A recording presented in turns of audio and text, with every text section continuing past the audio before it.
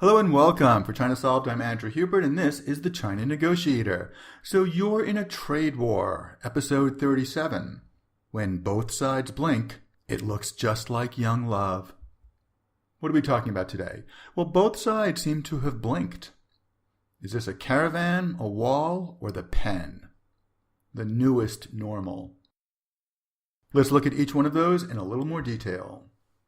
Number one, did they both blink, or are they batting their eyes at each other? Meng Wanzhou is going home. She was given bail from a Canadian court and is on her way back to China.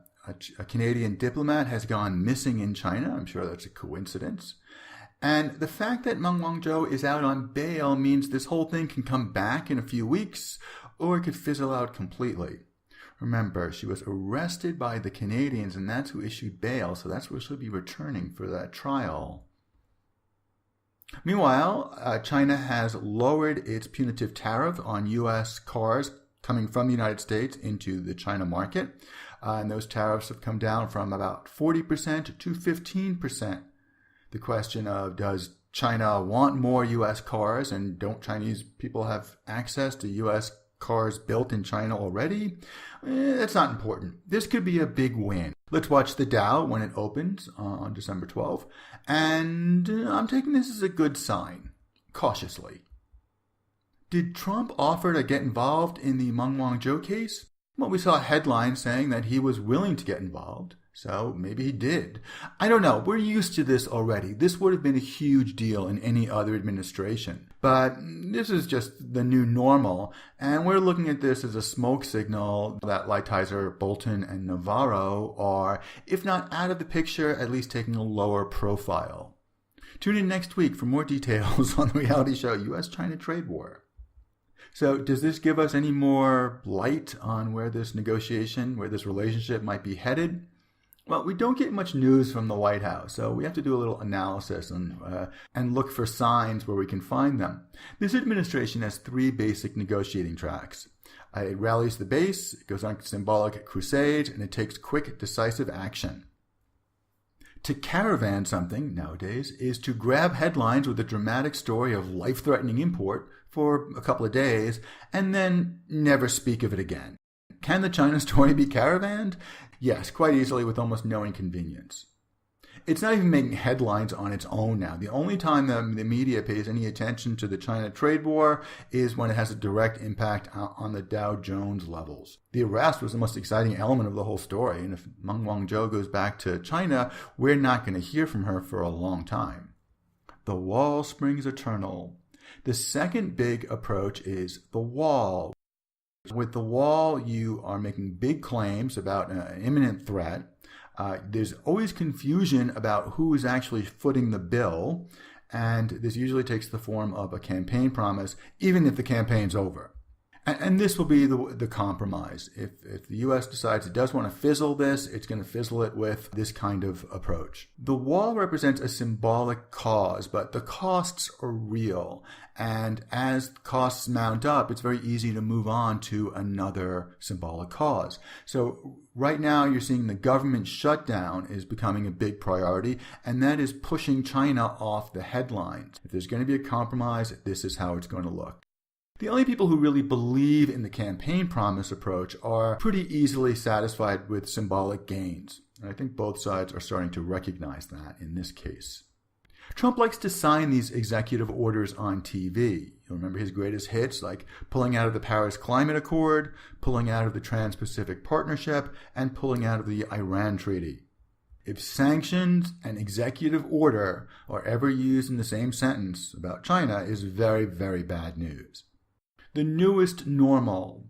It's all about that base, and this story isn't really working for the base. China is not making headlines on its own, and I think there's a little bit of fatigue with the whole story, as China tends to do. People get China fatigue pretty quickly, and the administration knows its base, and it knows that cost-free symbolic wins are better than expensive, drawn-out conflicts that have to be explained. So I'm looking for a cost-free symbolic win on this one. Watch the players. You'll be hearing more about Kudlow and Mnuchin. And that will mean that we are going to make deals on trade, and we're going to push security and legal issues off the headlines and into the back rooms. The U.S. has not done very well with this approach in the past. This has been the normal approach up until 2 years ago. So watch the triad for signs of which direction this is going. If Lighthizer and Navarro are front and center and presenting the messages on China, then you should dig in for a long trade war. But if you stop hearing from them, and if Bolton pops up on TV talking about Russia or some other region or the UN, then it may be an indication that Trump is getting ready to fizzle on the China Cold War and move on to something else. Will we just go back to business after that? Well, it'll be the same but different. Up and out of China still holds. If you are manufacturing or sourcing in China, then you're probably climbing the tech ladder, or you'll be moving out of coastal China and heading to places like Cambodia and Vietnam within 2 to 5 years.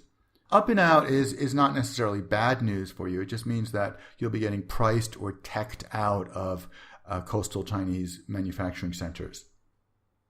China is going to appear very conciliatory and smiling on the surface, but they're still going to be concentrating on building new alliances with other countries, possibly on the OBOR map and possibly not. And they'll still be looking to climb that tech ladder and build their own technologies independent of the US or the West as quickly as possible. A final word. The trade war and the associated tensions seem to be Beijing's #1 priority right now. And as is common, the learning curve on the Chinese side is steeper than on the Western side. In Washington, the China trade war is appearing as like the number 4 or 5 priority on any given day, as Washington deals with more pressing matters. So the U.S. side doesn't seem to be pulling in a single direction, and people are wondering if we really have the stomach for this. Shock and awe work great at shocking and awing people, but then they respond. And when China responds, it tends to be behind the scenes. And I expect that's what happened in Vancouver. Going forward, I expect the Chinese to focus on manipulating Trump on an emotional level by giving him a lot of wins and giving him face, in Chinese terms, and also pursuing divide and conquer techniques by putting on a public show with Kudlow and Mnuchin, but really functioning behind the scenes and beneath the surface to subvert the agendas of Lighthizer and Navarro. Thanks very much. For ChinaSolved, I'm Andrew Hubert. If you found this useful, please like and subscribe on YouTube and join the ChinaSolved group on LinkedIn. For further reading, check out The Fragile Bridge, which talks about conflict management in China, and 10 Common Chinese Negotiating Mistakes, which is about negotiating mistakes that are common. Thanks again. I'll talk to you soon.